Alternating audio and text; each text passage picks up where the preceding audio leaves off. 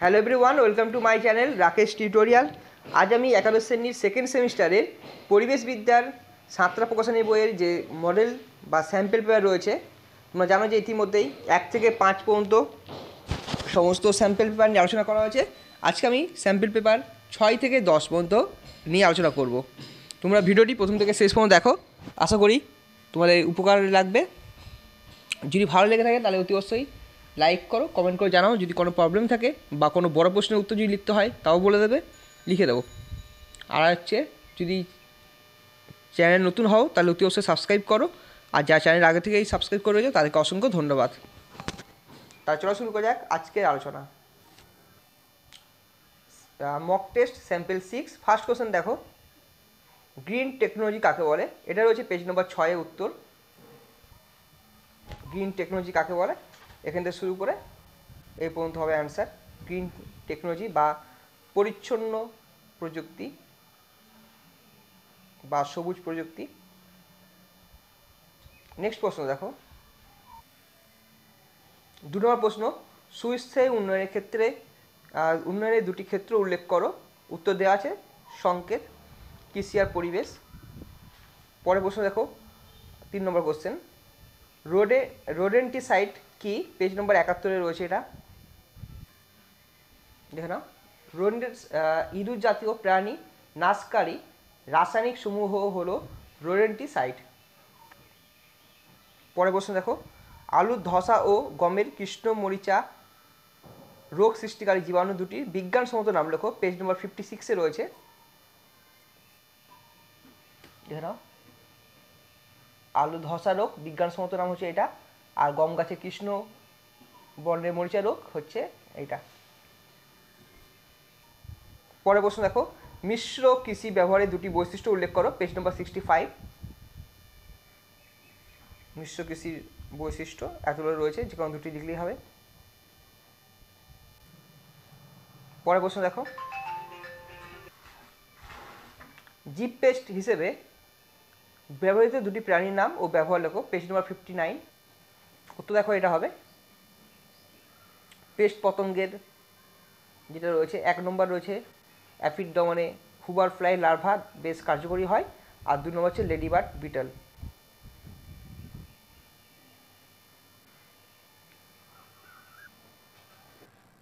সাত নম্বর প্রশ্ন দেখো, পেস্ট দমনে ব্যবহৃত 2টি হরমোনের নাম লেখো। পেজ নম্বর 61।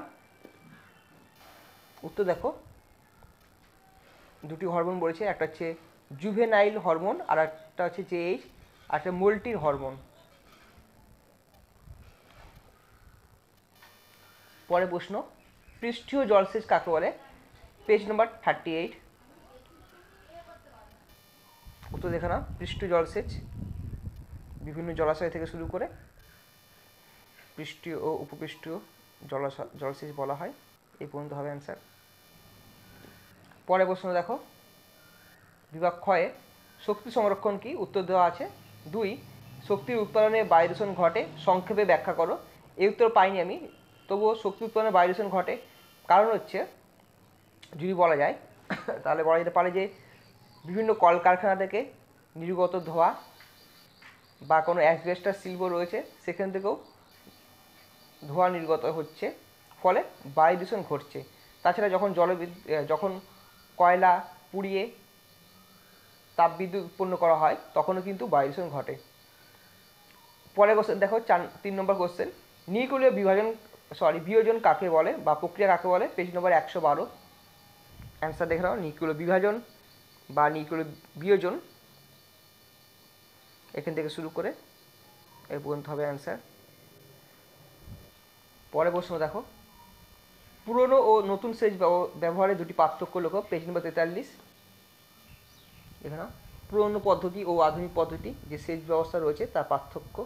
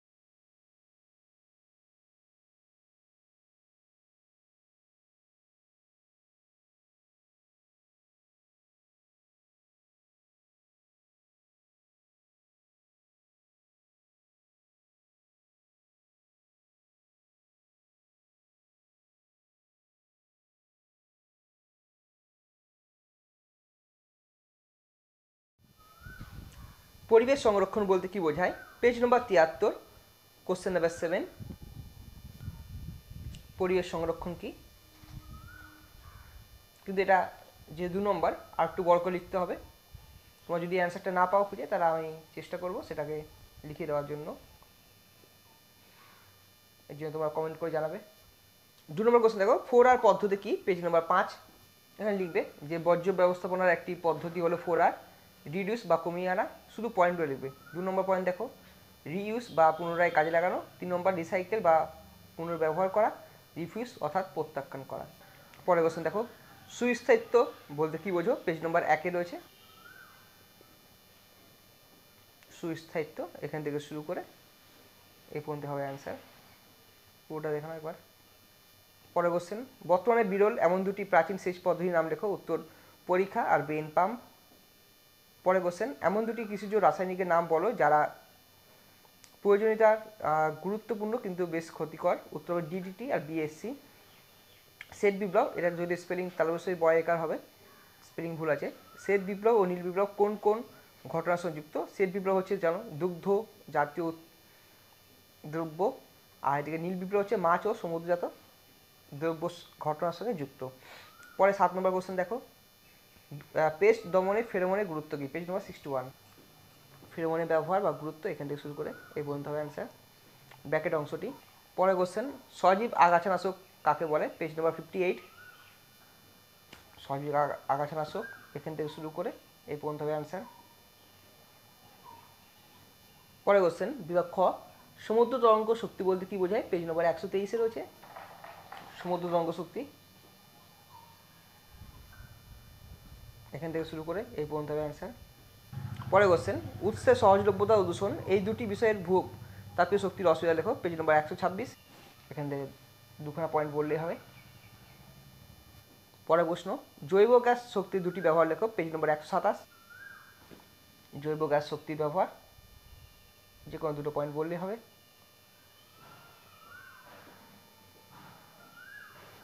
পরের প্রশ্ন, উৎপাদন ব্যয় ও পরিবেশ দূষণ এই 2টি বিষয়ে অচিরাচরিত শক্তির শক্তির তুলনায় সুবিধাজনক নাকি অসুবিধাজনক তা একটি কারণসহ লেখো। পেজ নম্বর 129। এই যে এই শুধু এই পার্থক্যটা লিখলেই হয়ে যাবে। পরের কোশ্চেন, শক্তির অপচয় শক্তি সম্পদ হ্রাসের অন্যতম কারণ। বক্তব্যের সপক্ষে 2টি যুক্তি উপস্থাপন করো। পেজ নম্বর 132-এ রয়েছে 5 নম্বর কোশ্চেন অ্যান্সার। এখান থেকে এতটা বললে হবে, অপচয় হ্রাস। 6 নম্বর প্রশ্ন, পরিবেশের সম্পদ সংরক্ষণের 2টি প্রয়োজনীয় লেখো। পেজ নম্বর 135। এই 2টো অ্যান্সার হবে। এখান থেকে শুরু করে পুরো ব্র্যাকেট অংশটা। পরের প্রশ্ন দেখো, ভূতাপীয় শক্তির 2টি ব্যবহার লেখো। পেজ নম্বর 125। ভূতাপীয় শক্তির ব্যবহার যে কোনো 2টি পয়েন্ট লিখবে হবে। পরের প্রশ্ন, টিকা লেখো, পরিবেশের উপর কৃষি রাসায়নিকের প্রভাব। এটা হচ্ছে 4 মার্কসের জন্য, 6 মার্কসের জন্য। এটা যদি দেখো, এটা ইম্পর্টেন্ট কোশ্চেন, এটা বড় কোশ্চেনের জন্য 64 নম্বর পেজে অ্যান্সার রয়েছে। এবার দেখো স্যাম্পেল 8। স্যাম্পেল 8-এর ফার্স্ট কোশ্চেন দেখে নাও। সুস্থায়ী উন্নয়নের একটি শর্ত হলো ভূমির সঠিক ব্যবহার। উক্তিটির সংক্ষেপে ব্যাখ্যা করো। পেজ নম্বর 7। ভূমির সঠিক ব্যবহার এখান থেকে শুরু করে এই পর্যন্ত হবে অ্যান্সার। যেভাবে প্রশ্ন বলবে সেইভাবে তোমাদের অ্যান্সার লিখতে হবে। পরে প্রশ্ন দেখো অ্যান্সার দেওয়া আছে। পরে 3 নম্বর আর 4 নম্বর প্রশ্নের উত্তর 67 নম্বর পেজে রয়েছে। 3 নম্বর প্রশ্নের উত্তর পাওয়া যায়নি, এটা পরে আমি কমেন্টে জানিয়ে দেবো। আর 4 নম্বর 5 নম্বর প্রশ্নের উত্তর রয়েছে পেজ নম্বর 67-এ। 4 নম্বর প্রশ্নের উত্তর এখান থেকে শুরু করে এই পর্যন্ত হবে, আর 5 নম্বর প্রশ্নের উত্তর এখান থেকে শুরু করে এই পর্যন্ত হবে।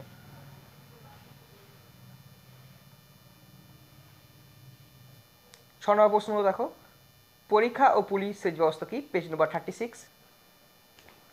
পরীক্ষা ও পুলি ব্যবস্থা এখান থেকে শুরু করে এই পর্যন্ত। 2 নম্বর যেহেতু এত বড় না বললে চলবে, শুধুমাত্র মেন পয়েন্টগুলো লিখলেই হবে। পরের প্রশ্ন দেখো, পলিমাটির উপাদান উল্লেখ করো। পেজ নম্বর 26।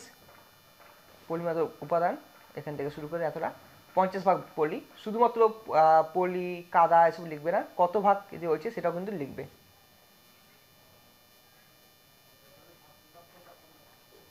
পরের কোশ্চেন দেখো, ডিটিটি ও বিএসসি এর পুরো নাম লেখো, পেজ নম্বর 72। ডিটিটির পুরো নাম দেখা যাচ্ছে আর বিএসসি এর পুরো নাম দেখা যাচ্ছে। এরপরে বিভাগ খ নিয়ে আলোচনা করবো, প্রাকৃতিক গ্যাস ব্যবহারের দুটি অসুবিধা লেখো, পেজ নম্বর 103। প্রাকৃতিক গ্যাস ব্যবহারের অসুবিধা তিনটে রয়েছে, দুটো লিখলেই হবে। পরের প্রশ্ন দেখো, জলবিদ্যুৎ উৎপাদনে পৃথিবীতে প্রথম দুটি দেশের নাম লেখো, উত্তর চীন ও ব্রাজিল। 3, প্রবাহমান জলধারা ছাড়া জলবিদ্যুৎ উৎপাদন সম্ভব নয়, বক্তব্যটি সত্য হলে তার পক্ষে এবং মিথ্যা হলে তার বিপক্ষে যুক্তি দাও, পেজ নম্বর 108-এ রয়েছে। অ্যান্সার দেখো না, এটা হবে যে জলের প্রচণ্ড বেগে টারবাইন ঘুরতে থাকলে টারবাইনের সঙ্গে যুক্ত ডায়নামো বা জেনারেটরটিও ঘুরতে থাকে, ফলে বিদ্যুৎ শক্তি উৎপন্ন হয় যা ট্রান্সফরমারের মাধ্যমে বিভিন্ন স্থানে সরবরাহিত হয়। তাহলে এটা হচ্ছে মেন কারণ, তাহলে এটা পক্ষে হবে।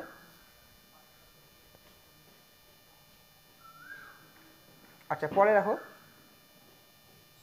এটা পক্ষে না বিপক্ষে, তোমরা বুঝতে পারছো এটা পক্ষে হবে না, এটা বিপক্ষ হবে, মিথ্যা হলে তার বিপক্ষে যুক্তি দিলাম এটা। 4 নম্বর প্রশ্ন উত্তর, পেজ নম্বর 117। আর অসুবিধা হচ্ছে যে কোনো একটা বললেই হবে এখান থেকে, যদিও এটাকে নিয়ে একটু ডাউট রয়েছে। আচ্ছা, এরপর দেখো, চেরনোবিল দুর্ঘটনা কি, পেজ নম্বর 116। উত্তর দেখে নাও, এখান থেকে শুরু করে এই পর্যন্ত হবে অ্যান্সার, চেরনোবিল দুর্ঘটনা কি। পরের প্রশ্ন, সৌরশক্তি এক অফুরন্ত শক্তি উৎস, তবু এর ব্যবহার এখনও সীমিত, এই বক্তব্যের সপক্ষে বা বিপক্ষে যুক্তি দাও, পেজ নম্বর 118। সৌরশক্তি ব্যবহারের সুবিধা বা সপক্ষে দুটো যুক্তি দিলেই হবে। পরের প্রশ্ন দেখো,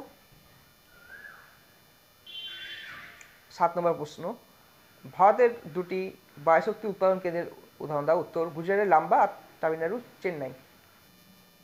এরপর দেখো বিভাগ ক, মক টেস্ট স্যাম্পল 9। ফার্স্ট প্রশ্ন দেখো, বর্তমানে বনভূমি নষ্ট হওয়ার প্রধান দুটি কারণ লেখো, উত্তর হবে বসতি নির্মাণ আর শিল্পায়ন। 2 নম্বর প্রশ্ন, সুস্থায়ী সমাজ বলতে কি বোঝো, পেজ নম্বর 2-এ রয়েছে এটা। উত্তর দেখে নাও, সুস্থায়ী সমাজ, এখান থেকে শুরু করে এই পর্যন্ত হবে অ্যান্সার। 2 নম্বর যেহেতু আছে একটু বড় করেই বলতে হবে।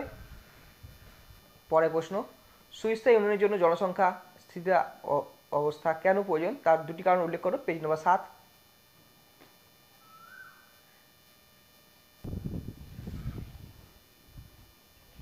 যারা এখন চ্যানেলটিকে সাবস্ক্রাইব করোনি তারা অতি অবশ্যই সাবস্ক্রাইব করো, এখান থেকে শুরু করে এতটা হবে M9।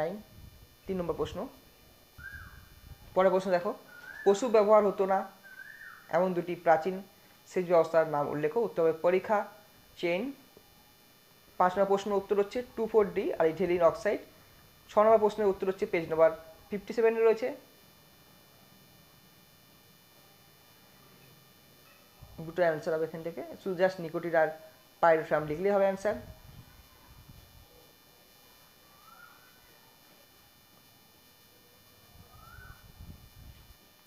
পরের প্রশ্ন দেখো, মেজর ও মাইনর পেস্টের মধ্যে দুটি পার্থক্য লেখো, পেজ নম্বর 78। 151 নম্বর প্রশ্ন, মেজর পেস্ট আর মাইনর পেস্ট কাকে বলে, প্রশ্ন কি রয়েছে দেখো, পার্থক্য বলেছে, তোমরা কাজ করবে এখানে সংজ্ঞা একটা দেবে, একটা উদাহরণ দেবে, তাহলে এটা পার্থক্য হয়ে গেল। পার্থক্য যেমন ছক করে লিখে ঠিক সেরকমভাবে লিখবে। এবার দেখো বিভাগ খ, ফার্স্ট প্রশ্ন দেখো, জলবিদ্যুৎ কেন্দ্র স্থাপনের দুটি অনুকূল পরিবেশ উল্লেখ করো, পেজ নম্বর 109। উত্তর দেখে নাও, বন্ধুর ভূপ্রকৃতি আর পর্যাপ্ত বৃষ্টিপাত জলবিদ্যুৎ উৎপাদনের অনুকূল ভৌগোলিক পরিবেশ। পরে দেখো, জৈব সম্পদ কাকে বলে, উদাহরণ দাও, পেজ নম্বর 93। উত্তর এখান থেকে শুরু করে জৈব সম্পদ কাকে বলে উদাহরণ দেওয়া আছে। এরপরে যে প্রশ্নগুলো রয়েছে দেখে নাও, এগুলো সমস্ত প্রশ্নই তোমাদের রিপিট করা হয়েছে, মডেল 1, 2, 3, 4-এর মধ্যে এগুলো পেয়ে যাবে, ফলে এগুলো আর তোমাদের দেখাচ্ছি না, সবকটা এগুলো করা আছে। এবারে মডেল 10 নিয়ে আলোচনা করব, লাস্ট মডেল, এটা লাস্ট স্যাম্পল 10, বিভাগ ক। ফার্স্ট কোশ্চেন দেখো, প্রাচীন জল সভ্যতাগুলির অস্তিত্বের কারণ কি, এটা পেজ নম্বর 77, 129 নম্বর প্রশ্ন। প্রাচীন জল সভ্যতা টিকে থাকেনি কেন, পেজ নম্বর 77, 129 নম্বর প্রশ্ন। পরের প্রশ্ন দেখো, একভোজী ও বহুভোজী পেস্ট কাকে বলে, উদাহরণ সহ লেখো, পেজ নম্বর 76, 103 ও 105 নম্বর প্রশ্ন। 103 একভোজী পেস্ট কাকে বলে উদাহরণ দেওয়া আছে, 105-এ বহুভোজী পেস্ট কাকে বলে উদাহরণ দেওয়া আছে। পরের প্রশ্ন দেখো, প্রোটোপ্লাজমীয় মৌল কাকে বলে? উদাহরণ দাও, পেজ নম্বর 35। প্রোটোপ্লাজমীয় মৌল এখান থেকে শুরু করে, এটা এই না লিখে যে ধরনের মৌল লিখবে এখান থেকে শুরু করে এতটা অ্যান্সার হবে। পরের প্রশ্ন, ফ্লোরিকালচার ও পোমি কালচার কাকে বলে? ফ্লোরিকালচার হচ্ছে ফুল চাষকে, আর পোমি কালচার হচ্ছে ফল চাষকে বলা হয়। 6 নম্বর প্রশ্ন দেখো, পোলট্রি বলতে কী বোঝো? উত্তর দেখো, পোলট্রি বলতে বোঝায় যে সমস্ত পলিতে পালিত পাখি থেকে মাংস, ডিম পাওয়া যায়, এটি মানুষের তত্ত্বাবধানে হয়। মুরগি, হাঁস ইত্যাদি পোলট্রি উদাহরণ। 7 নম্বর প্রশ্ন দেখো, এটা পাওয়া যায়নি উত্তরটা, এটা পরে কমেন্টে জানাবো, আর তোমরা যদি কেউ জেনে থাকো তাহলে অতি অবশ্যই কমেন্ট করে জানাবে। পরের কোশ্চেন দেখো, NPK কে কেন সম্পূর্ণ সার বলা হয়? উত্তর, গাছের বৃদ্ধি ও বিকাশের জন্য প্রয়োজনীয় উপাদান হলো NPK।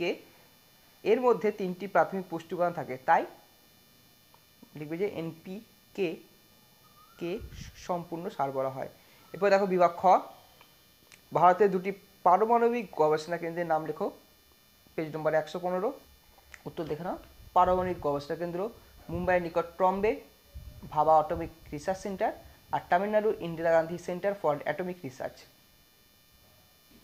পরের প্রশ্ন দেখো, তাপবিদ্যুৎ উৎপাদন দূষণ বৃদ্ধি করে, বক্তব্যের সপক্ষে 2টি যুক্তি দাও। পেজ নম্বর 10, তার আগে একটা কোশ্চেন রয়েছে 2 নম্বর, NTCর পুরো নাম কি আর কত খ্রিস্টাব্দে এটি প্রতিষ্ঠিত হয়? পেজ নম্বর 107, দুটোর অ্যান্সার রয়েছে 107-এ। NTPC 1975 খ্রিস্টাব্দে হয়েছিল নভেম্বর মাসে, আর পুরো নাম হচ্ছে, সম্পূর্ণ নাম ন্যাশনাল থার্মাল পাওয়ার কর্পোরেশন। পরের প্রশ্ন দেখো, আচ্ছা 107 নম্বর পেজে 8টা কোশ্চেনের অ্যান্সার ছিল 3 নম্বর প্রশ্নের উত্তর হবে এখান থেকে শুরু করে এতটা। এটা আগে আলোচনা করা হয়েছে, চালিকা শক্তি সম্পদ কাকে বলে, এটা পেজ নম্বর 141-এ দেখে নেবে। আচ্ছা এরপর দেখো বিভাগ ক্ষয়ে 5 নম্বর প্রশ্ন, সম্পদের স্থায়িত্ব অনুসারে সম্পদ কয় প্রকার কী? পেজ নম্বর 93। সম্পদের স্থায়িত্ব অনুসারে শ্রেণী বিভাগ, এখানে 2 প্রকার রয়েছে, অনবীকরণযোগ্য বা সঞ্চিত শক্তি সম্পদ, উদাহরণ দেওয়া আছে কয়লা, খনিজ তেল। নবীকরণযোগ্য বা প্রবহমান, উত্তর দেওয়া আছে সৌরশক্তি, বায়ুশক্তি। পরের প্রশ্ন দেখো, প্রচলিত ও অপ্রচলিত শক্তি দুটির মধ্যে পার্থক্য লেখো। পেজ নম্বর 141, 51 নম্বর কোশ্চেন। 141 নম্বরে 50 নম্বর 1 কোশ্চেনের প্রচলিত শক্তি আর অপ্রচলিত শক্তির মধ্যে পার্থক্য রয়েছে। পরের প্রশ্ন দেখো, দৈনন্দিন জীবনে শক্তি সংরক্ষণের 2টি উপায় লেখো। পেজ নম্বর 133। শক্তি সংরক্ষণের 2টি উপায়, 1 নম্বর 2 নম্বর পয়েন্ট লিখলে হয়ে যাবে অ্যান্সার। পরে 8 নম্বর প্রশ্নের উত্তর দেওয়া আছে।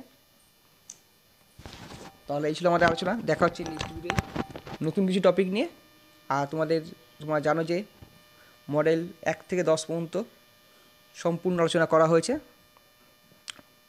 তাছাড়া জানো যে এই চ্যানেলে প্রথম যে 2টি অধ্যায় রয়েছে, 2টি অধ্যায়েই বিভিন্ন SAQ 2 নম্বরের কোশ্চেন আলোচনা করা হয়েছে। তাছাড়া বড় প্রশ্ন নিয়ে আলোচনা করা হয়েছে, তোমরা অবশ্যই এই প্লেলিস্টে গিয়ে দেখতে পারো। তাহলে দেখা হচ্ছে নেক্সট ভিডিওয় নতুন কিছু টপিক নিয়ে।